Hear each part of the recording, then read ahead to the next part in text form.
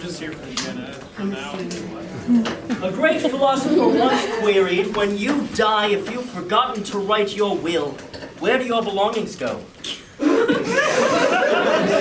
they go to God? Certainly not. That great philosopher was me. And that was the opening to my doctorate thesis as to why God does not exist. And it is for this reason that I shall refer to all of you as children of the universe. Now, I would like to welcome you all to Philosophy 101. I am Dr. Ian Gupthra, esteemed Doctor of Philosophy. Ah, a student with a question. Curiosity piques interest. Interest blossoms into knowledge. And knowledge leads to curiosity.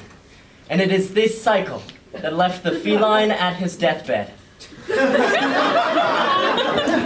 Go on then. I'm pretty sure if you die without a will, your estate is inherited by either your parents or your spouse. What if you're an unmarried, childless orphan? There are special cases. Law has no place in philosophy. You see, philosophy is a discussion of morality and mortality, and lawyers have neither. Oh, yes, you're too kind, you're too kind. Now, lesson number 1, what is philosophy? You just said it was a discussion of morality and mortality. Well, yes, but there's more to it than that. You see, philosophy is truly a discussion of certain questions. Questions with heavy moral implications. Absolutely unanswerable questions. In a way, similar to physics. Oh, famous physicist Stephen Hawking was... Physics and philosophy have nothing to do with one another, not another word about Stephen Hawking. Now, I would like to propose an analysis of certain images. Could anybody tell me what this is? Well, Doc, that's a tree if I've ever seen one. Ah, yes, yes, yes. Good job. Now, analyze the tree. Well, its bark is and its leaves are green, and it stands tall.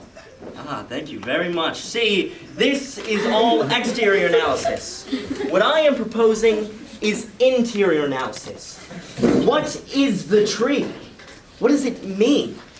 Now, your puny little brains are not yet at a level of understanding to which you may comprehend these questions. So, I will answer them in your stead. This tree is a symbol of life, a symbol of death, a very phallic symbol. A dog, a dark soul, an omen. This dog is a phallic symbol of dog. The sky, so vast, so blue, so phallic. Professor, do you really know what phallic means?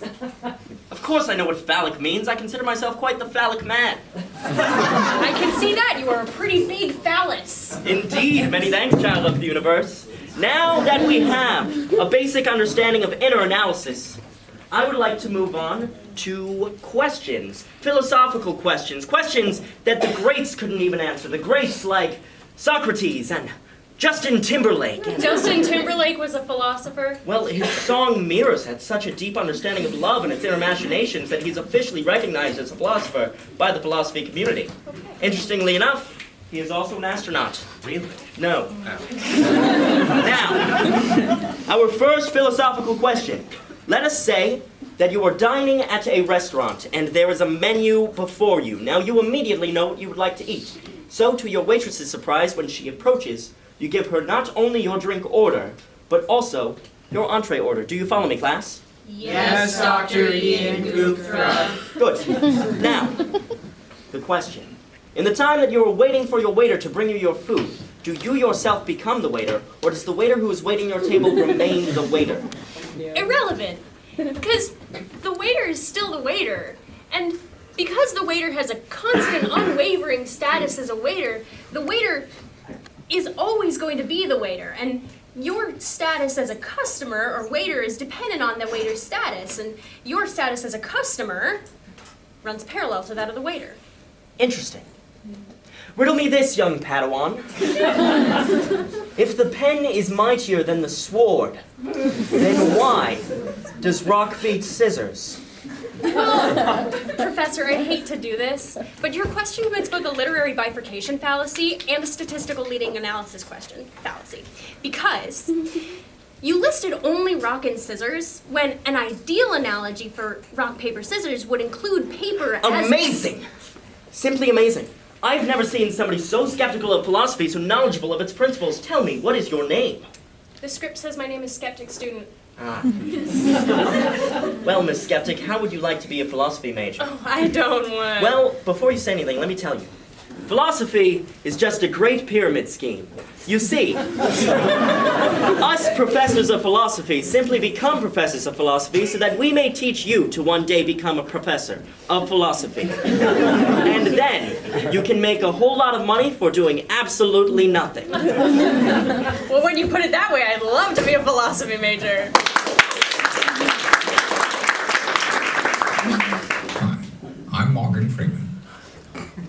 That, children of the universe, is why philosophy is